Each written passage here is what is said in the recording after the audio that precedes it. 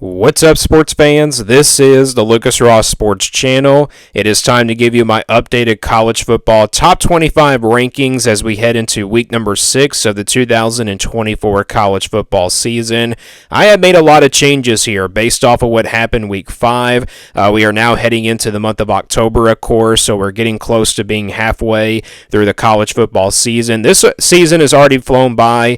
Week 5 pretty much, was probably one of the best weekends that we had in the month of September, and as we head into the month of October, these teams are going to get better and better as the season goes along. And again, I have made a lot of changes here as we head into week 6 for my top 25 rankings. This was the toughest top 25 rankings that I had to do throughout the first 4 weeks of the college football season, and also the first 5 weeks, I should say. This was definitely the toughest top 25 to make a lot of changes on. So let's go ahead and get started here. I'll start from the bottom and work my way up to the top. So we start here with 21 through 25. I got UNLV at number 25, Boise State at number 24, Illinois at number 23, Louisville at number 22, and then Texas A&M at number 21. So UNLV and Boise State are two new teams here ranked for the first time for me in my top 25 this year. A couple of group of 5 teams out of the Mountain West Conference.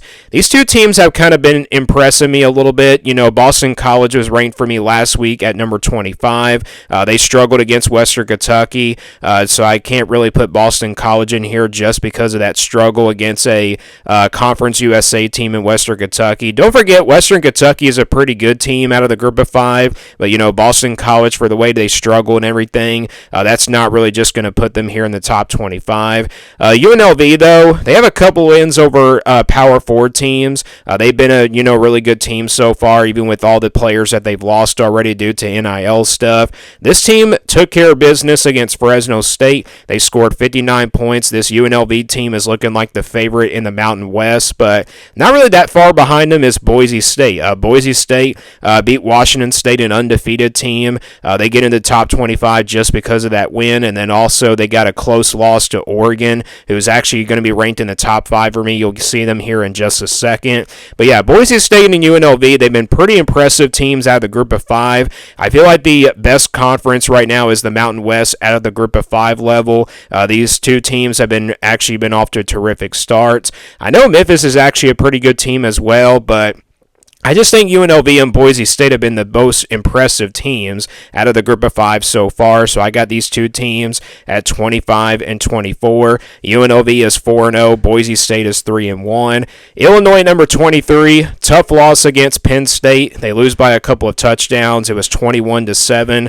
Illinois, though, I was actually kind of impressed with them in the first half. Yeah, I know second half they didn't really play that well, but I'm not going to penalize them out of the top 25 after losing just by 14 points. I know it doesn't seem like it's a really good loss and everything, but Illinois has a great win over Nebraska, so I'm still giving them credit here, and this team is 4-1. I think this could be a very solid team the rest of the way. So Illinois here at number 23, and then Louisville, tough loss for them at number 22. They dropped for me. I had them at number 12 last week, and I dropped them 10 spots. I know they should not drop this much, but we just didn't really know about Louisville going into this game. Louisville actually really competed, though. I didn't watch the game because it was on Peacock, but I know Louisville lost by 7 points. But I got the Cardinals here at number 22. I'm not going to penalize them out of the top 25 for actually competing in this game.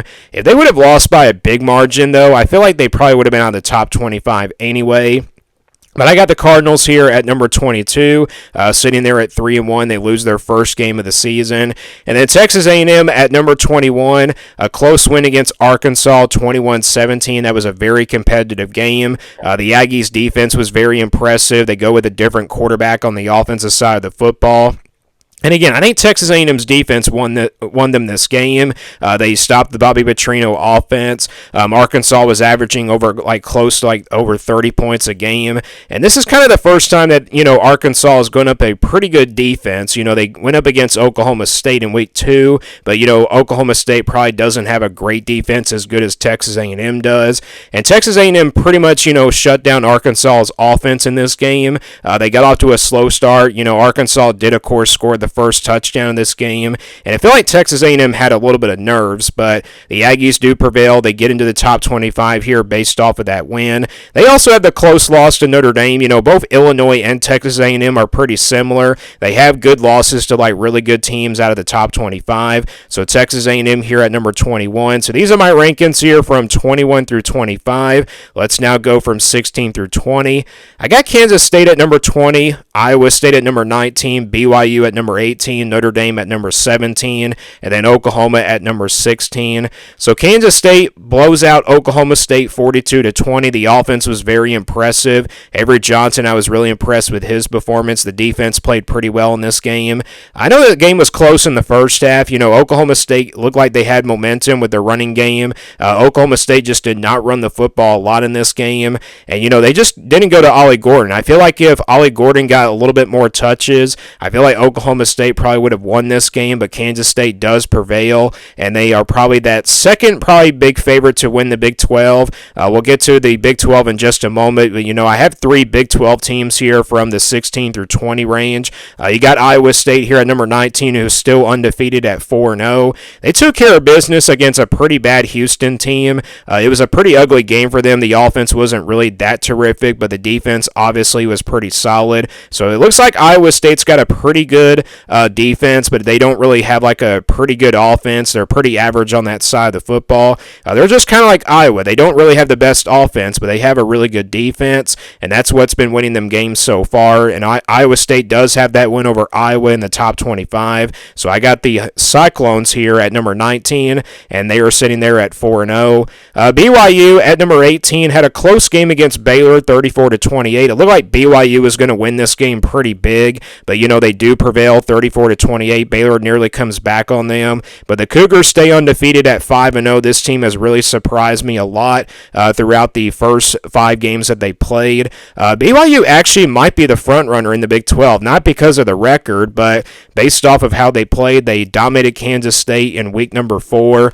They won that game 38-9, and they get a win here over Baylor, which was a close win, but it was their road game. I feel like it was probably their second true road game of the season, probably since that SMU game, but they get a big win here against Baylor on the road, 34-28. And again, all three of these teams, I have them here out of the Big 12 in the top 25, just inside the top 20. Notre Dame at number 17. They beat Louisville 31-24. Notre Dame obviously got off to a pretty slow start in the first half, but second half it seems like Notre Dame had things going their way. The defense played pretty well in the second half. I thought the offense did a pretty nice job in the second half as well, but it was a close game, just based off of the scoreboard, and like I said, I didn't really watch the game because it was on Peacock, but based on the scoreboard, it looked like a competitive game. So Notre Dame here at number 17, and they got that win over Texas A&M, which is a pretty good win under their resume. So yeah, Notre Dame here at number 17, and then Oklahoma at number 16. Boy, how about the Sooners coming back from behind from 11 points down to Auburn in the fourth quarter to win it? They win it 27-21. Oklahoma gets their first win in the SEC. And I feel like Oklahoma probably was all beat up after that Tennessee game. They really, pretty much trailed throughout the entire ball game. Auburn looks like they were going to win it here in the fourth quarter to control the clock and everything. But Oklahoma did come back from this deficit. They went with a different quarterback. Hawkins took over. Pretty impressed by his running ability. Now going forward, does Oklahoma have a pretty good chance to have a really good year the rest of the way? I don't know. They still got a pretty tough schedule. They got Texas coming up in a couple more weeks. They'll have a bye week this week, and they'll get time to recover before that big game. As of right now, I'll probably take Texas in that game, just because based off of how the performances have been going so far. But I got Oklahoma here at number 16. These are my rankings here from 16 through 20. All right, 11 through 15 now. Clemson at number 15, LSU at number 14, USC at number 13, Michigan at number 12, and then Missouri comes in here at number 11. So Clemson, they took care of business against Stanford. This Clemson team continues continues to roll on the offensive side of the football. Defensively, their defense is also pretty good just based off of that. Based off of the first 4 weeks, I think we kind of figured out how good Clemson is good of a team. The offense is pretty explosive. It wasn't really explosive against Georgia in week 1, but ever since that loss, this Clemson team is a lot different, and they're playing much more better football. And the defense just continues to do their job. So Clemson here at number 15, a very impressive win against Stanford. LSU at number 14 took care of business against South Alabama. Not much to talk about them. LSU does have the loss to USC. It's a pretty good loss for them. And then USC here at number 13. And yes, USC and LSU both have different records here. USC is 3-1. You're probably saying, why is LSU behind them? Well, head-to-head matters. USC defeated LSU in the regular season matchup, and that's the reason why I keep the Trojans here ahead of the Tigers. So USC, they had a 11-point comeback win against Wisconsin. They were down 21-10 at the half, turned the ball over a lot in that first half. But I think, USC cleaned up those mistakes in the second half, and then Wisconsin probably just made a lot of mistakes, and that's the reason why I think USC just came back from behind in this game. So, yeah, USC here at number 13. They also have the close loss to Michigan, which is really good on their resume, and Michigan just won over the weekend. They're here at number 12 for me in my rankings. How about Michigan, though? Only winning by 3 points. It looked like they had control of this game fully against Minnesota. Michigan, of course, ran the football in this game. That's been the entire game plan. They go with a different quarterback. They don't pass the football that much, and that goes for Minnesota. But I feel like Minnesota passed the football a little bit more, which I feel like Michigan was not expecting. I feel like both teams ran the football in the first half, but Minnesota definitely passed the football a little bit more in the second half, and that kind of caught Michigan's defense off guard. They weren't really, going after the run game. They were definitely going after the passing game. So, yeah, Michigan here, it was not a great finish to their game against Minnesota, but they do prevail, and at the end of the day, a win's a win. So Michigan here at number 12. Michigan has the win over USC, which is a pretty good win under their resume, and then also they have a loss to Texas in the resume as well. So yeah, that's a good loss there for Michigan. So Michigan here at number 12. Missouri did not play this week. We'll see what they look like against Texas A&M. That'll be their first real test. They're heading on the road for the first time as well. Missouri is a solid team. We'll see how good they are going into this game coming up against Texas A&M. They've had a bye week to kind of, really prepare for this one. And they had a win against Vanderbilt just a couple weeks ago. It wasn't a really solid win for Missouri. So again, we'll see what this team looks like and see how good they are, and also see if they're a top 15 team as well. But these are my rankings here from 11 through 15. All right, we go from 6 through 10 now. This was very tough to kind of change up. I have Utah at number 10, Ole Miss at number 9, Georgia at number 8, Tennessee at number 7, and then Miami at number 6. So yeah, Utah, Ole Miss, and Georgia all lost, this past weekend. They all got upsetted by, some teams. Utah lost to Arizona. Boy, Utah just could not get anything going on the offensive side of the football, and I think it really comes back to the quarterback position. That was a big struggle for Utah, of course, from last year. I'm not saying that Isaac Wilson is a bad quarterback for Utah. I mean, he led them against Oklahoma State in victory, but I feel like when Cam Rising is not in there, this Utah team is just not really good without him. The offense is just not very explosive enough either. So, yeah, that was a tough loss for Utah. Utah definitely probably could have done some different things here to win this one, but Arizona came out there really fired up, and they were just overall the better team. And with the Big 12 now, I feel like it's wide open after Utah definitely lost this game, and you got two undefeated remaining teams undefeated in the Big 12. You got BYU and Iowa State. Those are probably the front runners right now in the Big 12. I mean, this Big 12, we knew going into this year that, a lot of these teams would beat up on each other, and that's the exact reason why that we've seen Arizona upset Utah here. So Utah here at number 10. Again, I wasn't really sure what to do with them here. I didn't drop them outside the top 10, just because I feel like Missouri, you cannot really, put them here in the top 10 because they haven't played anybody. And same thing for Michigan. You can't put Michigan past Missouri just because Missouri did not play this weekend. So, yeah, I couldn't really make a change there. But I did, drop Utah just inside the top 10 here. They were at number 8 for me, so I do drop them 2 spots. But I got Utah here at number 10. I got Ole Miss at number 9. I dropped them out of the top 5 after their loss to Kentucky, but I couldn't really drop them a bunch here either. I know Ole Miss has not played anybody this year, but I got the Rebels here at number 9.